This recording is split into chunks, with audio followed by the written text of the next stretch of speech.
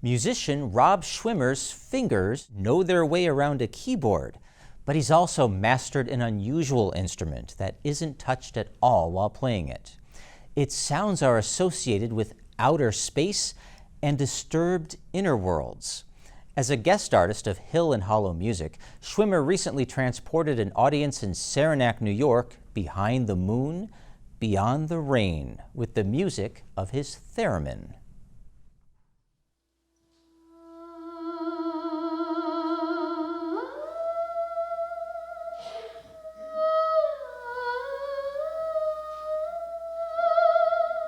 The instrument sounds uncommon, but the melody sounds famous.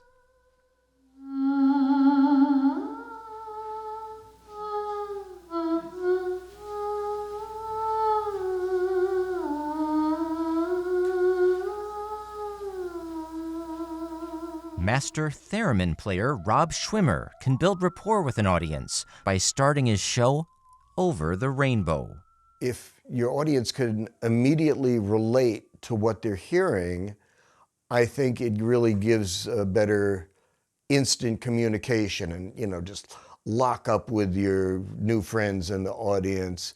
You're going, okay, I'm doing something that you know, and this is for you, but we're going to do it in a different way. And hopefully, feeling that your audience is happy with what you're doing and kind of going, oh, that's really weird, but that's really cool, and I really like it, and I'm really glad I'm here today.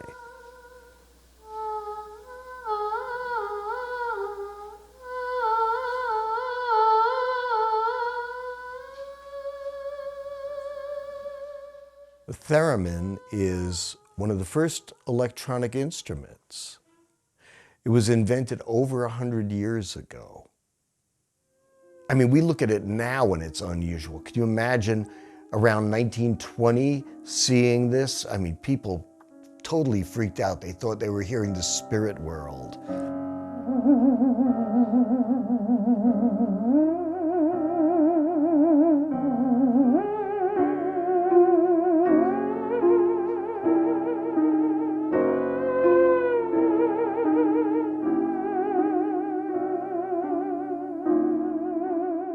It was invented in 1920 or so by a guy named Leon Theremin.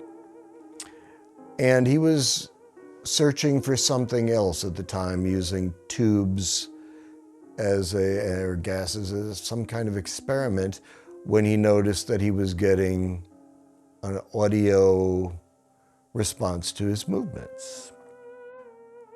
Theremin stopped and said, I have something here. I'm not sure what it is. He was a cellist, so it occurred to him, well, maybe something musical could be done with this. This is a theremin, and it is played by, as the right hand gets closer to this rod, pitch goes up. As you lift away here, that's the weird part, it gets louder as you lift away. We're used to gas pedals, volume pedals always being more. In this case, it's the opposite. Now, what makes the theremin so hard to play is that there is no tactile reference. You're not touching anything. On every other musical instrument, you're touching something, a piano key or something lets you know where you are. This, you have not only the notes that you want, but every note between those two that you don't want, and a million notes between those two that you don't want. So nailing it is really hard, and you really have to use your ear and react fast to what you're hearing. Your hand reacts immediately to what the ear perceives pitch-wise. And that's what makes the theremin no walk in the park.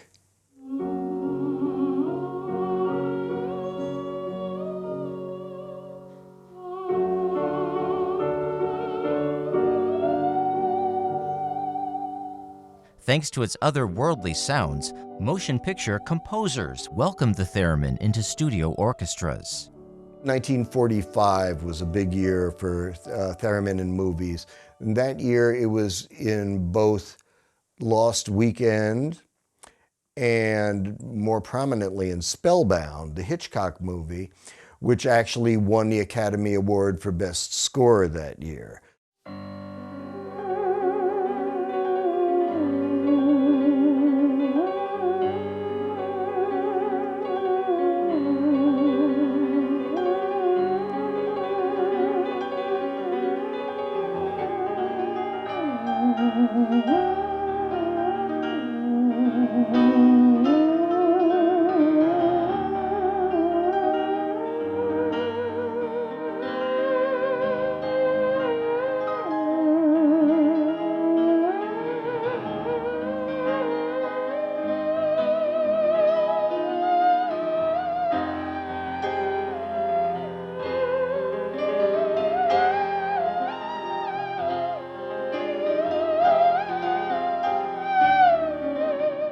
because Samuel J. Hoffman, the only guy who could read music and play theremin that was in the Hollywood Union book, had this fast psychotic vibrato.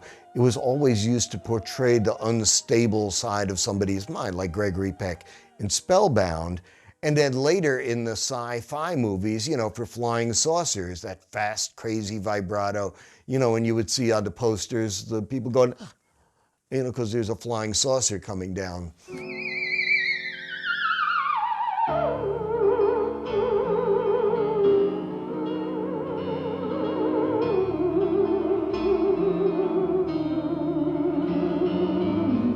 Film composer Bernard Herrmann employed the theremin in his score for the science fiction classic The Day the Earth Stood Still in 1951.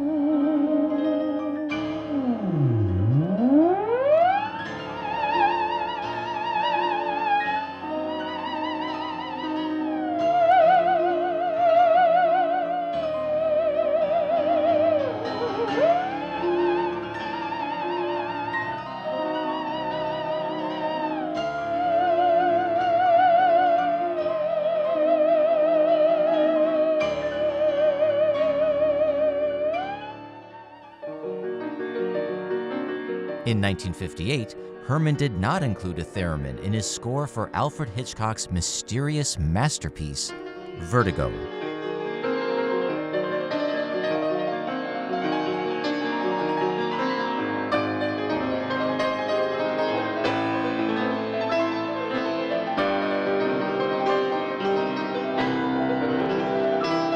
The film contains one of Schwimmer's favorite music cues, Scène d'amour, the love scene.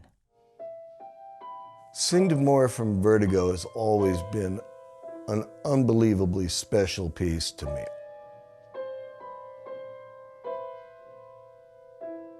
I taught myself a piano version, you know, kind of transcribed it on my own and learned that, and played that for years before I thought, you know, I bet you this could be a theremin thing.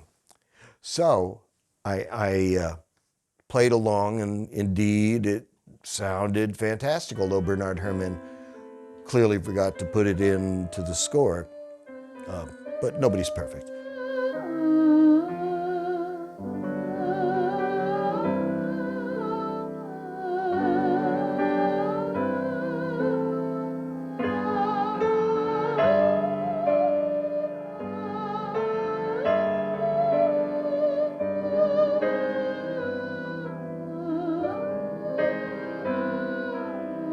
There's almost everything within that cue.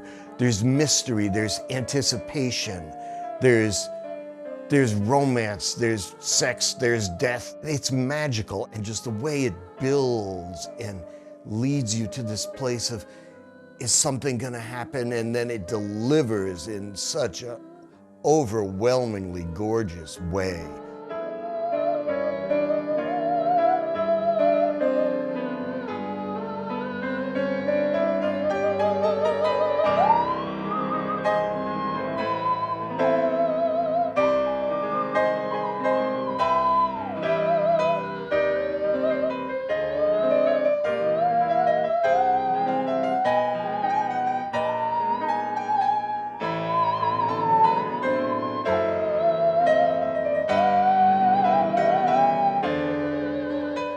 Schwimmer has played movie music and other melodies as a guest soloist for many orchestras.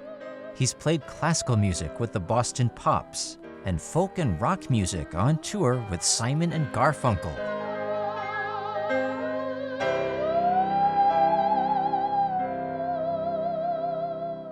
For audiences around the world, Schwimmer has played familiar tunes and even his own compositions.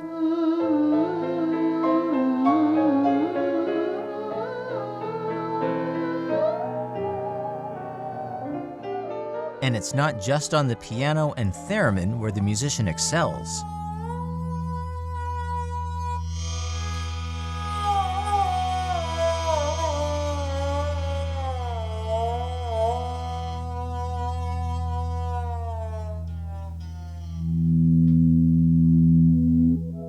He's found a new passion with the Haken Continuum, a synthesizer for the 21st century.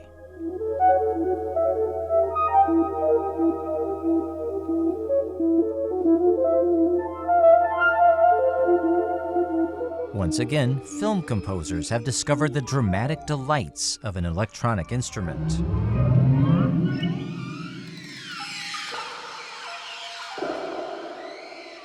So even if you've never seen a Continuum fingerboard, you've likely heard one played at the movies.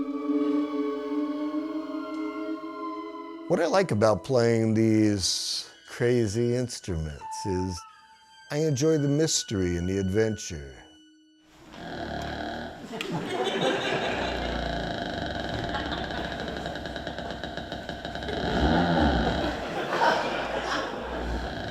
The possibility that something could go wrong at any minute. I mean, it's maybe I'm a thrill seeker. I like turning people on to things that I think are cool, and hopefully they do too.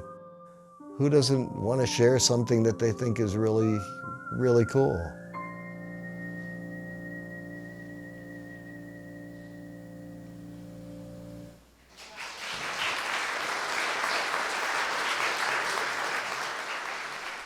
Rob Schwimmer's musical talents have been employed by the likes of Bette Midler, Queen Latifah, Stevie Wonder, and Josh Groban. He's played the Theremin for music by C&C Music Factory, Bobby McFerrin, and Trey Anastasio of the group Fish. For CDs, merchandise, and information about the performer, head to robschwimmer.com. Spotlight is supported by the Glenn and Carol Pearsall Adirondack Foundation, dedicated to improving the quality of life for year-round residents of the Adirondack Park.